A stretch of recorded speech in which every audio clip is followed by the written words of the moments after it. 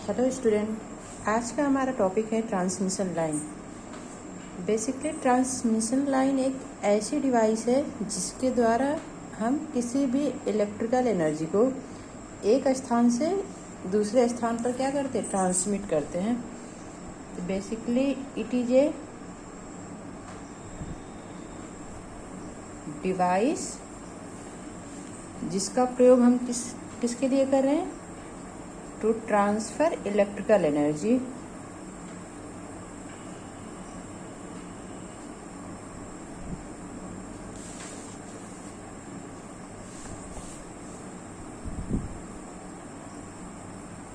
From one place to another place.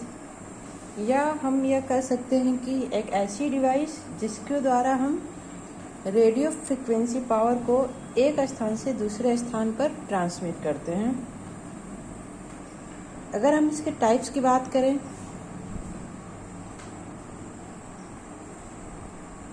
तो basically इसके 4 type होते हैं।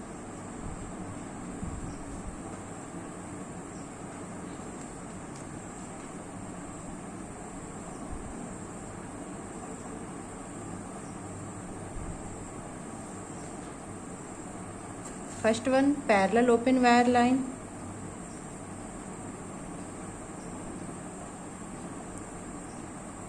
Coaxial cable line. And third हमारा होता है वेव गाइड। एंड फोर्थ है एंटीना फीडर केबल। बेसिकली जो हमारा ट्रांसमिशन लाइन होता है वो क्या, ट्रांसमीटर और रिसीवर के बीच इंस्टॉल किया जाता है, या कह सकते हैं उसके मध्य लगाया जाता है। इसका यूज हम कम्युनिकेशन सिस्टम में भी कर सकते हैं। तो पैरेलल ओपन वायर लाइन ये हमारा सबसे सिंपल स्ट्रक्चर है, कह सकते हैं ट्रांसमिशन लाइन का सबसे सिंपल स्ट्रक्चर है, जिसमें क्या है, 2 कंडक्टिंग वायर होते हैं। इसका यूज हम बेसिकली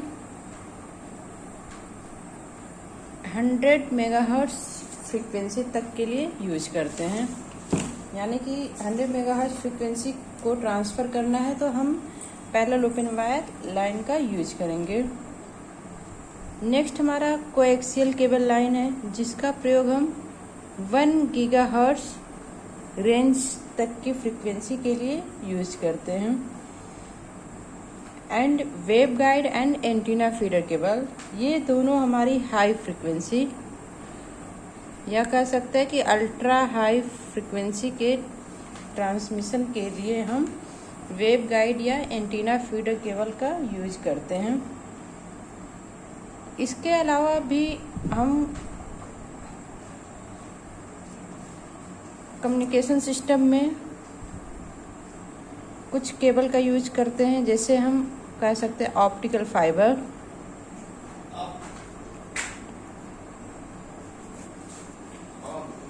ये भी इसके थ्रू हम किसी भी लाइट सिग्नल को, ऑप्टिकल फाइबर में हम लाइट सिग्नल को एक स्थान से दूसरे स्थान पर क्या करते हैं, ट्रांसमिट करते हैं। तो मोस्टली अब देखा जाए तो वायर या कह सकते हैं कि तार के स्थान पर हम ऑप्टिकल फाइबर केबल का यूज कर रहे हैं, जो कि लाइट के रूप में हमारी इंफॉर्मेशन को एक स्थान से दूसरे स्थान पर ट्रांसफ़र करती है। अगर हम इसके प्रिंसिपल की बात करें,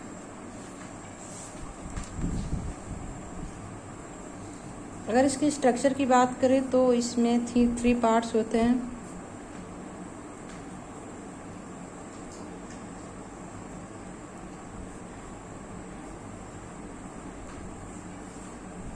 ये जो हमारा सबसे इंटरनल पार्ट है, core, this is cladding and this is outer part, jacket.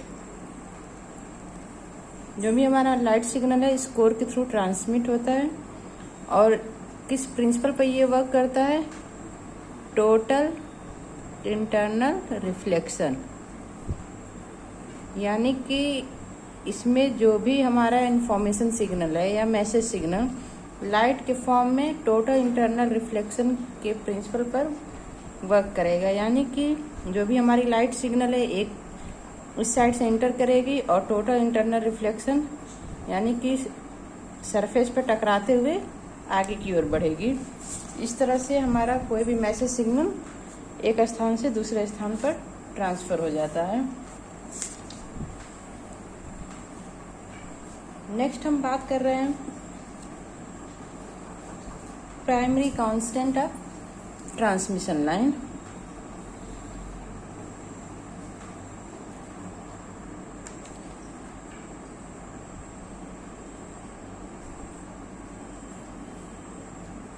Primary constant of transmission line, ये तो हमारा बेसिक हो गया कि ट्रांसमिशन लाइन क्या होता है और कितने टाइप्स के ट्रांसमिशन लाइन होते हैं। उसके अलावा भी कम्युनिकेशन में कौन कौन से ट्रांसमिशन लाइन या कह सकते हैं कौन से केबल यूज किया जा रहा है।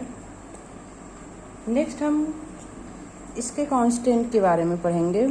बेसिकली इसमें 2 टाइप्स के कांस्टेंट पाए जाते हैं, primary constant and secondary constant, जिसके थ्रू हम किसी भी ट्रांसमिशन लाइन की कैरेक्टरिस्टिक्स या प्रॉपर्टी को फाइंड आउट कर सकते हैं। तो अगर हम इसके प्राइमरी कांस्टेंट की बात करें तो इसमें 4 प्राइमरी कांस्टेंट होते हैं, R, L, G, C। यानी कि इसे हम कहें तो हम कह सकते हैं प्राइमरी कांस्टेंट या distributed resistance,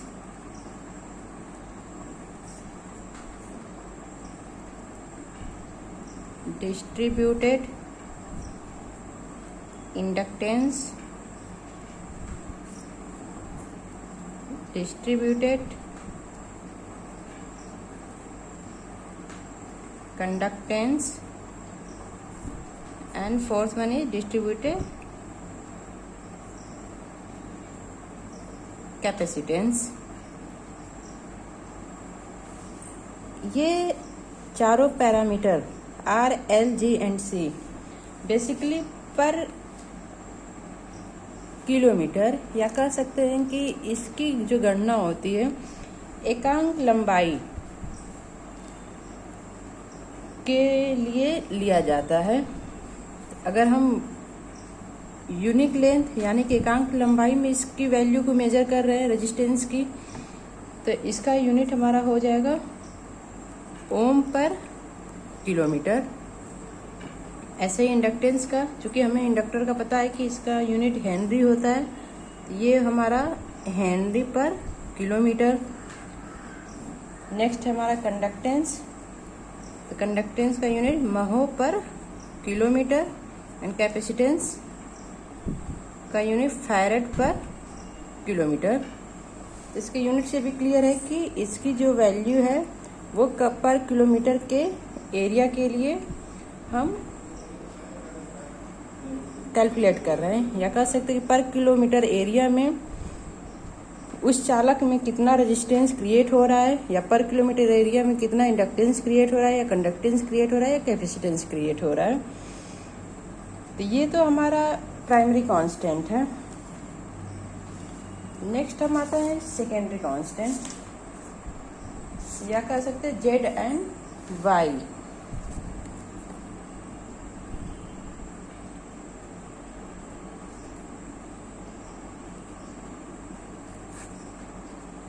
Z and Y ये दोनों हमारे सेकेंडरी कांस्टेंट कहलाते हैं। Z क्या है? इम्पीडेंस है, एंड Y क्या है? एडमिटेंस है।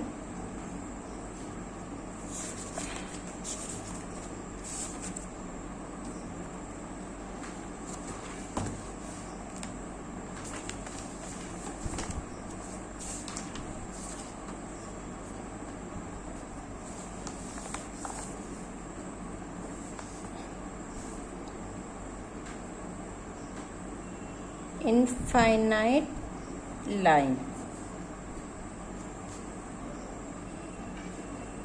इनफाइनाइट लाइन मीन्स यदि हम ये कंसीडर करें कि जो हमारा ट्रांसमिशन लाइन है बेसिकली क्या है, उसमें दो वायर लगे होते, दो पैरेलल में वायर कनेक्ट होते हैं, दो कंडक्टिंग वायर। अगर हम ये कंसीडर करें कि हमारे ट्रांसमिशन लाइन की लेंथ कितनी है, इनफाइनाइट है, तो वो हमारी इनफाइनाइट ट्रांसमिशन लाइन कहलाएगी।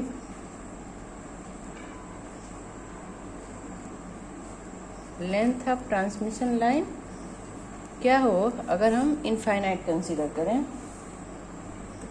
किस तरह से, सपोज करिए कि ये हमारा दो कंडक्टिंग वायर हैं, अगर हम इसे इनफाइनाइट की ओर कंसीडर करते हैं,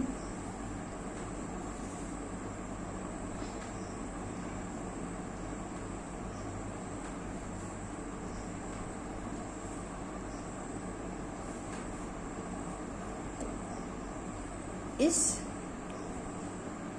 दो पैरेलल कंडक्टिंग वायर को हम 2 पोर्ट नेटवर्क से कंपेयर कर सकते हैं। जैसा कि हमें पता है कि 2 पोर्ट नेटवर्क में अगर हम, यदि हमारे पास कोई इनफाइनाइट सिमेट्रिकल नेटवर्क हो, अगर उसके एक एंड से हम देखते हैं तो हमें जो इम्पीडेंस प्राप्त होती है उसे क्या कहते हैं, कैरेक्टरिस्टिक्स इम्पीडेंस। तो सेम कॉन्सेप्ट यहाँ पर भी अप्लाई होगा। सपोज करते हैं कि ये हमारा 2 पोर्ट नेटवर्क है, ये हमारा इनफाइनाइट कंडक्टिंग वायर है। अगर इसके ओपन टर्मिनल से हम देखते हैं तो इसके थ्रू जो इम्पीडेंस प्राप्त होगा वो क्या होगा, कैरेक्टरिस्टिक्स इम्पीडेंस Z0।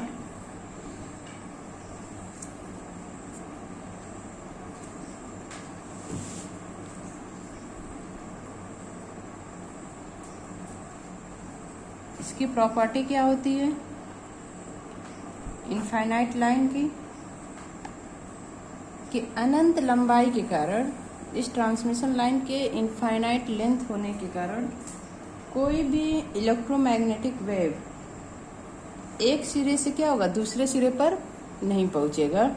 या हम यह कह सकते हैं कि कोई भी इलेक्ट्रोमैग्नेटिक वेव रिफ्लेक्ट होकर वापस नहीं आएगा। बेसिकली अगर हमारा शॉर्ट लाइन होता है तो क्या होता है कि कहीं ना कहीं रिफ्लेक्शन की प्रक्रिया होती है। तो हम ये कह सकते हैं कि एक टाइम के बाद जो भी हमारा करंट या वोल्टेज की वैल्यू है धीरे धीरे डिक्रीज होकर क्या हो जाएगी, 0 की ओर टेंड हो जाएगी। या यह कह सकते हैं कि जो भी हमारा वैल्यू है वो रिफ्लेक्ट होकर वापस नहीं आएगा।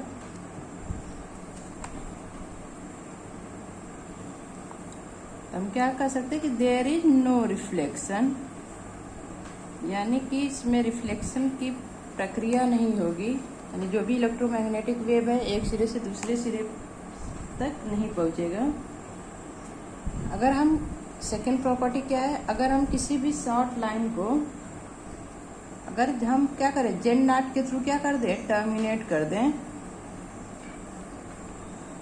अगर हम किसी भी शॉर्ट लाइन को Z0 के थ्रू टर्मिनेट कर देंगे तो वह एक इनफाइनाइट लाइन की तरह बिहेव करेगा।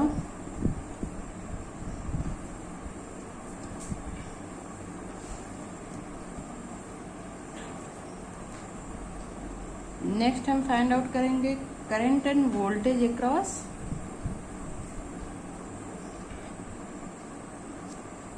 Infinite line.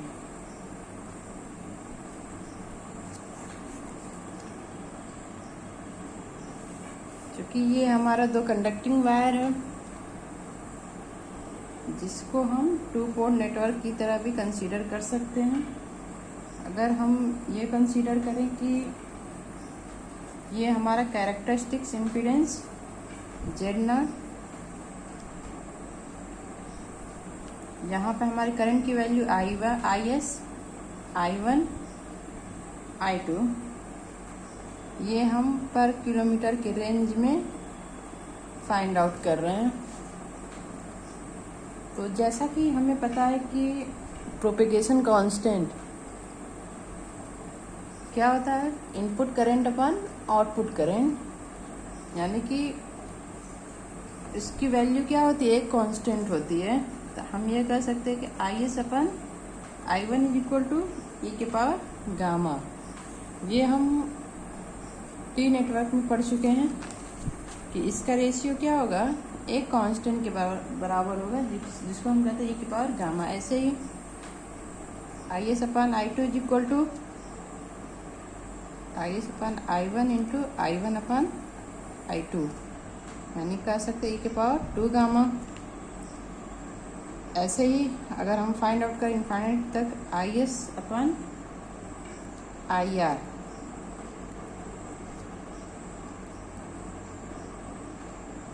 क्या e के पावर n गामा।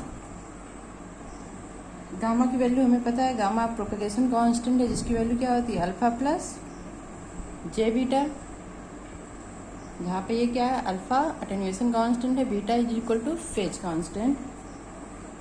अगर हम यहाँ पे इस वैल्यू को पुट करते हैं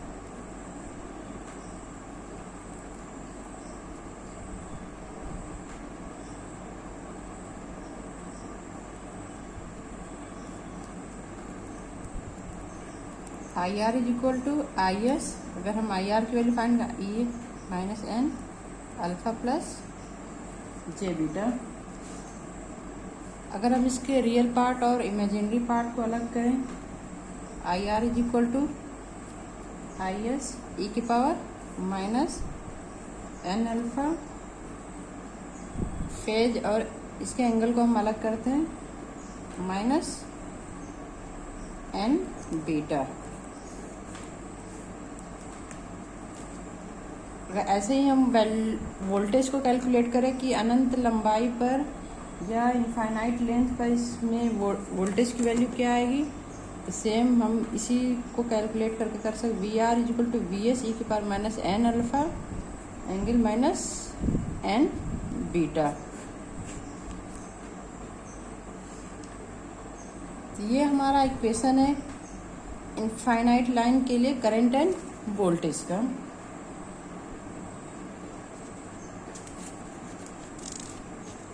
नेक्स्ट है टी सेक्शन रिप्रेजेंटेशन, यानी कि अगर हम 2 पोर्ट नेटवर्क की बात करें तो टी सेक्शन में कैसे हम इसे रिप्रेजेंट करेंगे।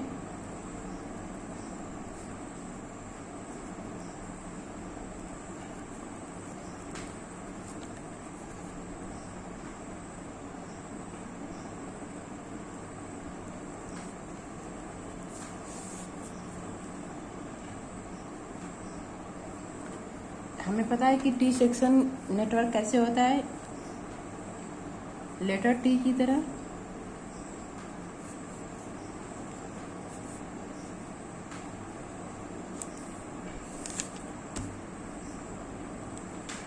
Z1/2, Z1/2, ये Z2, ये हमारा ओपन टर्मिनल है जहाँ पर इनपुट इम्पीडेंस या कह सकते कैरेक्टरिस्टिक्स इम्पीडेंस Z0 होगा। अगर इसको हम टर्मिनेट करें तो यहाँ पे भी हमें क्या दिखाई देगा, वैल्यू Z0 दिखाई देगी। तो टी सेक्शन के लिए हमें पता है कि कैरेक्टरिस्टिक्स इम्पीडेंस की वैल्यू क्या होती है, Z0 is equal to Z1 का स्क्वायर/4 प्लस Z1 इंटू Z2। ये हम लास्ट चैप्टर में इसको डिराइव कर चुके हैं कि टी सेक्शन के लिए कैरेक्टरिस्टिक्स इम्पीडेंस की वैल्यू इतनी होती है। ये हमारा इक्वेशन 1 हो गया।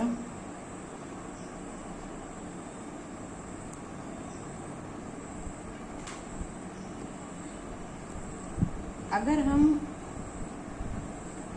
इसको ओपन सर्किट नेटवर्क कंसीडर करें, कंसीडर ओपन सर्किट नेटवर्क, हम ये कह सकते हैं कि Z0 को हम ओपन कर दें तो characteristics impedance open circuit ZOC की वैल्यू क्या आएगी, Z1/2 प्लस Z2। ये हमारी इक्वेशन 2 होगी जब हम इसको ओपन कंसीडर कर रहे हैं। जब हम ओपन कंसीडर करेंगे तो यहाँ पे ओपन सर्किट इम्पीडेंस की वैल्यू क्या होगी, Z1/2, ये दोनों किस में आ जाएंगे सीरीज में, तो Z1/2 प्लस Z2। अगर हम इसको शॉर्ट कर देते हैं कैरेक्टरिस्टिक्स इम्पीडेंस को, तो शॉर्ट सर्किट इम्पीडेंस यानी कि शॉर्ट सर्किट इम्पीडेंस की वैल्यू क्या आएगी, Z1, ये तो इसके साथ सीरीज में होगा, पर ये दोनों इसके साथ क्या होगा, पैरेलल में होगा। तो इसको हम लिख सकते हैं Z1/2 प्लस, अब ये देखिए Z2 इसके साथ क्या है, पैरेलल में है। Z2 Z1/2 अपन Z1/2 प्लस Z2। अगर हम इसको सॉल्व करते हैं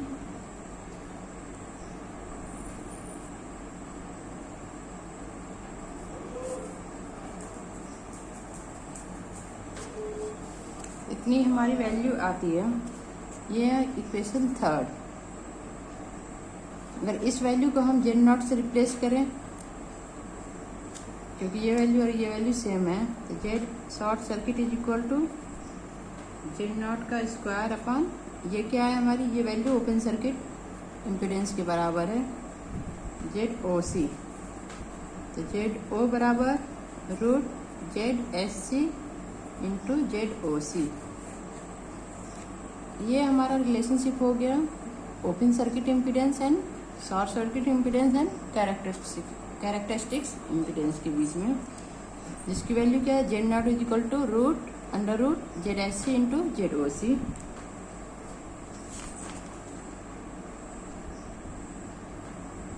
अब हमें फाइंड आउट करना है कि जो हमने अभी कैलकुलेट किया primary constant and secondary constant, इन दोनों के बीच में रिलेशनशिप क्या है।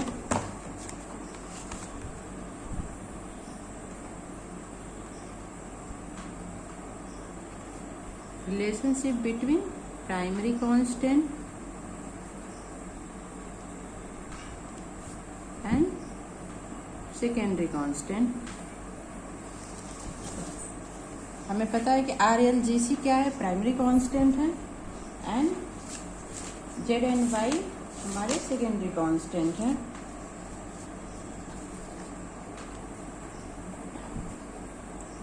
अगर हम ट्रांसमिशन लाइन के इक्विवेलेंट सर्किट की बात करें, क्योंकि ये 4 कांस्टेंट पाए जाते हैं, तो ये हमारे एक 2 पोर्ट नेटवर्क की तरह ही होगा। ये R, L, G और ये C, जहाँ पर Z is equal to R plus J omega L ohm per kilometre,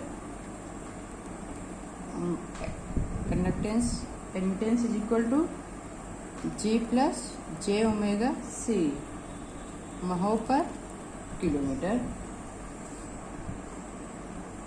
ये हमारा इक्विवेलेंट सर्किट है ट्रांसमिशन लाइन का,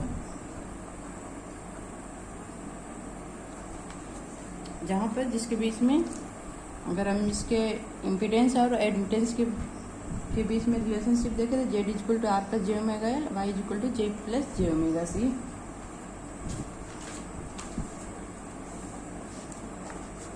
अब हमें primary constant and secondary constant के बीच में रिलेशनशिप को फाइंड आउट करना है। तो हम क्या कंसीडर करेंगे, एक T network,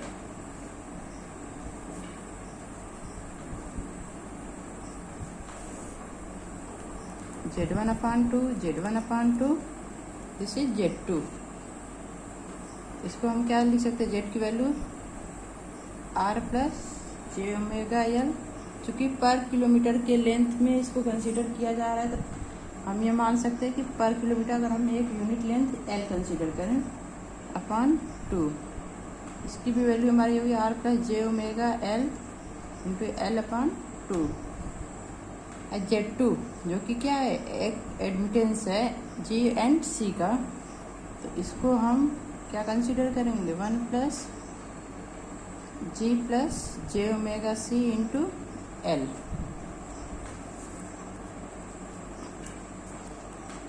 for T section हमें पता है कैरेक्टरिस्टिक्स इम्पीडेंस की वैल्यू Z1 का square upon 4 plus Z1 into Z2 होता है।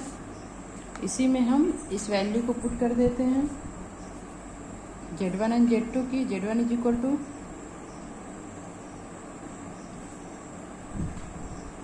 L square upon 4 plus Z1 into Z2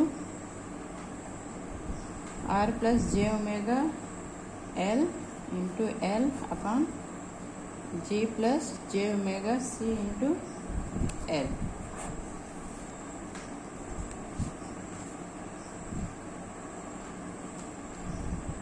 अगर ये कैंसिल हो गया हमारा, इसको हम लिख सकते हैं R plus J omega L upon G plus J omega C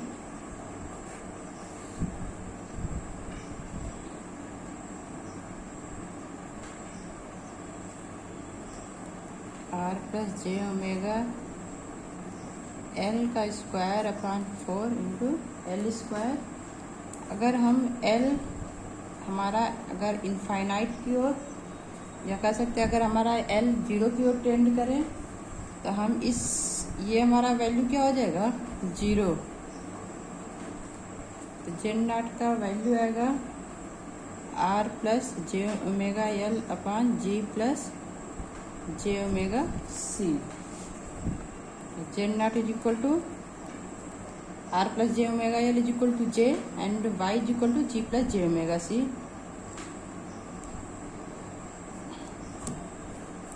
यानी कि Z naught is equal to root Z upon Y. ये हमारा primary constant and secondary constant के बीच में रिलेशनशिप है। Z naught is equal to root Z upon Y.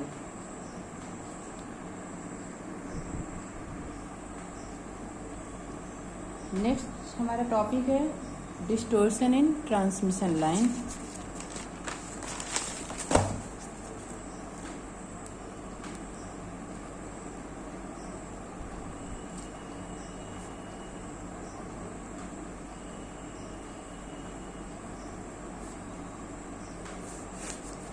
इस topic को हम अगले लेक्चर में देखते हैं। Thank you.